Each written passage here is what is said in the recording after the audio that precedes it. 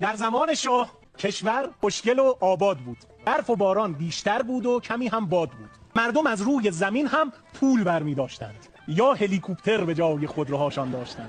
سرعت مترو حدود 7 تا 9 ماخ بود. نان سنگک ها به کلی عاری از سوراخ بود.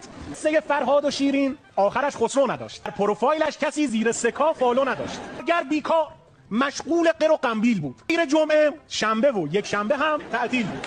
ملن یک جور دیگر بود ریتم زندگی. شوفر تاکسی به من میگفت هرچی تو بگی.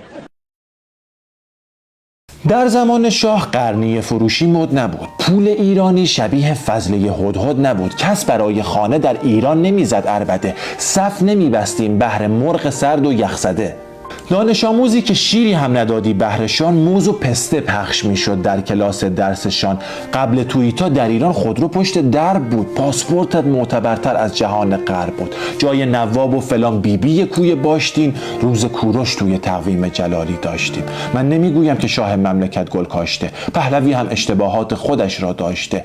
جانب انصاف را گفتم، ولی تو بی بخار، حیف نام شعر و شاعر بهر این ابیات زار. سیر و پر از شام مفتی، بی خبر از حال ما. حتم دارم آن شکم یک شب نبوده بی غذا.